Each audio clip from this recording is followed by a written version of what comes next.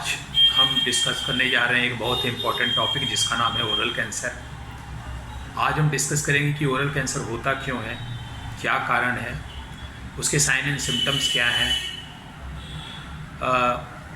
उसको डायग्नोस कैसे करेंगे, उसका ट्रीटमेंट क्या है, और मोस्ट इम्पॉर्टेंट जब अगर कोई डाउट हो तो हम ओरल कैंसर के ट्रीटमेंट के लिए अच्छा डॉक्टर कैसे सर्च करेंगे।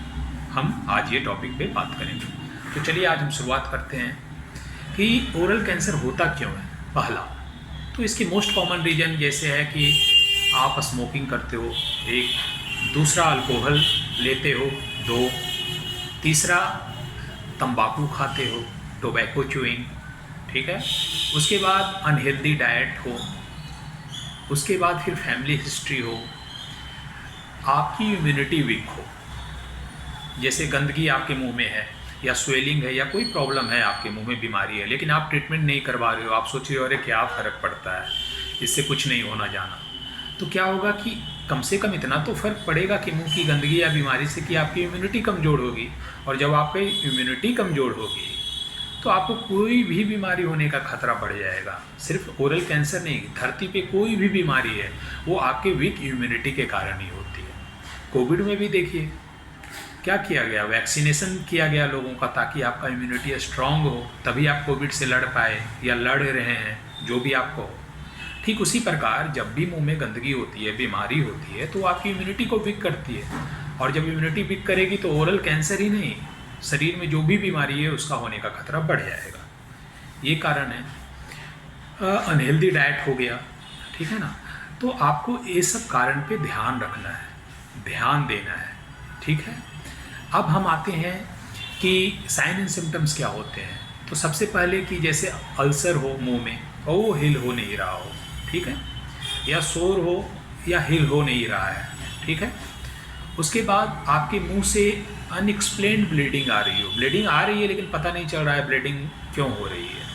फिर आपके मुंह से बदबू आ रही है, क्रॉनिक बैड ब्रीथ, एक दो दिन नहीं, बहुत लंबे समय से मुंह से बदबू आ रही है, आप उस पर ध्यान नहीं दे रहे हो, तो सतर्क हो जाओ, वो भी एक कैंसर का कारण हो सकता है, सिम्टम्स हो सकता है। फिर आपके दांत हिल रहे हों या आपके दांत प्रॉपर फिट नहीं हो रहे हों, आपके मुंह से बदबू आ रही हो, बात तो हो गई। फिर बैड टेस्ट आपके मुंह में हो, जब कुछ खाते हो तो उसका टेस्ट खराब लगता हो, बैड टेस्ट, तब भी वो ओरल कैंसर का एक साइन एंड सिम्टम्स है। उसके बाद फिर आपको मुंह खोलने में दिक्कत हो, या फिर बात करने में दिक्कत हो, या फिर आप जब कुछ खा रहे हो तो चबाने में दिक्कत हो, या फिर उसको जब सॉलो करते हो तो निगलने में दिक्कत हो।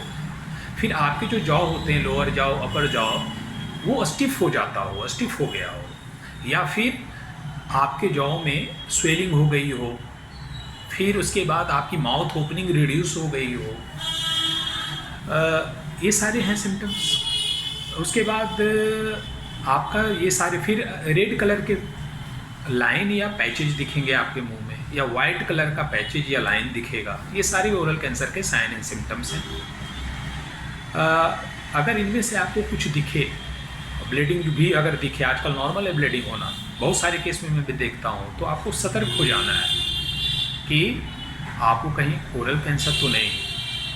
तो फिर हम डायग्नोस कैसे करते हैं इसको। तो डायग्नोसिस के लिए क्या करते हैं, सबसे पहले क्लिनिकल एग्जामिनेशन करते हैं, जिसमें हम जो मैंने बताया, जैसे कि आपके मुंह से बैड ब्रीथ आना, मुंह से ब्लीडिंग आना, फिर आपका मुंह का टेस्ट खराब हो जाना, उसके बाद फिर आपकी मुंह माउथ ओपनिंग कम हो जाना, फिर आपके जॉ जो हैं स्टिफ हो जाएंगे, आपके मुंह में जो है वाइट और रेड लाइन मिलेंगे या पैचेज मिलेंगे, आपके मुंह में अल्सर होगा, उसके अनहीलिंग अल्सर, हीलिंग अल्सर नहीं होगा, वो हिल नहीं होता होगा चाहे आप कितना भी इलाज करवाओ। फिर दांत आपके हिलेंगे, दांत प्रॉपर फिट नहीं होंगे। तो ये सारे कॉमन साइन एंड सिम्टम्स हैं अल्सर के। अब हम आते हैं कि ये पहले हम ये देखेंगे एग्जामिनेशन में, क्लिनिकल एग्जामिनेशन में। उसके बाद फिर हम एक्सरे करते हैं, जैसे MRI स्कैन करते हैं, CT स्कैन भी कर सकते हैं इसके लिए। तो ये उसके बाद फिर बायोप्सी की जाती है। उसमें क्या होता है, जहाँ भी डाउट हो वहाँ का टिश्यू थोड़ा सा लेके उसको देखा जाता है कहीं कैंसरस ग्रोथ तो नहीं है। फिर उसके बाद आपका फाइन निडल एस्पिरेशन किया जाता है, एक निडल होता है उसके लिए स्पेशल। तो देखिए कि वहाँ पे कैंसरस ग्रोथ तो नहीं है। तो ये सारे डायग्नोसिस टेक्निक हैं। इसके बारे में मैं डिटेल से अगले वीडियो में बात करूँगा, क्योंकि ये बहुत वास्ट टॉपिक है, एक वीडियो में आना लगभग संभव नहीं है। अगर मैं करूँगा तो आप ही बोर हो जाओगे, आप ही आधे में छोड़कर निकल जाओगे। तो वीडियो बाई वीडियो में बना रहा हूँ ताकि आप अच्छे से समझ सको। फिर उसके बाद ट्रीटमेंट क्या होगा, तो ट्रीटमेंट में जैसे मेडिसिन हो सकता है, केमोथेरेपी, उसके बाद फिर रेडियोथेरेपी, उसके बाद सर्जरी, उसके बाद इम्यूनोथेरेपी। ये सारे ट्रीटमेंट प्रोटोकॉल, ट्रीटमेंट पार्ट हैं। कैंसर के ट्रीटमेंट करने में इन सारे टेक्निक का यूज़ किया जाता है, केमोथेरेपी, रेडियोथेरेपी, इम्यूनोथेरेपी और सर्जरी। ठीक है। उसके बाद आपको साइकोलॉजिकल काउंसलिंग भी देना बहुत इंपॉर्टेंट होता है ऐसे केस में, क्योंकि अगर मेंटली आप स्ट्रांग नहीं होगे तो आप किसी भी बीमारी से लड़ नहीं सकते। बस इतना जान लो, अगर मेंटली स्ट्रांग हो तो आधा आप उस बीमारी से वहीं पे जीत जाते हैं। तो मेंटली स्ट्रांग होना बहुत ज़रूरी है। उसके बाद फिर खाना पीना अच्छा ज़रूरी है, तो डाइटिशियन का भी सपोर्ट लेना पड़ेगा इस केस में। फिर योग, ये सब करिए, योग से बहुत फ़ायदा होता है। तो योग, एक्सरसाइज, स्ट्रेस को एकदम ख़त्म कीजिए।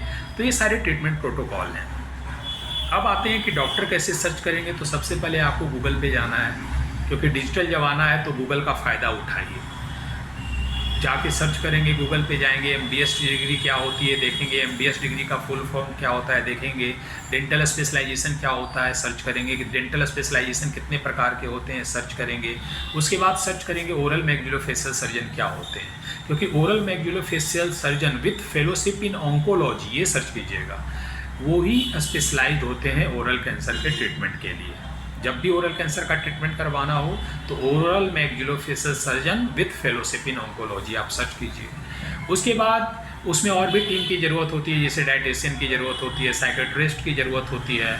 उसके बाद आपको कभी कभी अप्लायंस मुंह में लगाया जाता है, प्रोस्थेसिस लगाया जाता है, तो प्रोस्थोडोंटिस्ट की ज़रूरत पड़ सकती है। तो ये सारे टीम वर्क हैं। अब ये टीम वर्क है तो आपको टीम के साथ करना होगा। और तो आज हमने डिस्कस किया कि कैसे डॉक्टर सर्च करते हैं। डॉक्टर सर्च करने के बाद अब अगर कोई डाउट है अगर आपको, तो आप हमसे कमेंट बॉक्स में कमेंट करके या सोशल मीडिया के माध्यम से बात कर सकते हैं। अगले वीडियो में कुछ नया लेके आऊँगा, तब तक आप अपने स्वास्थ्य का ध्यान रखें।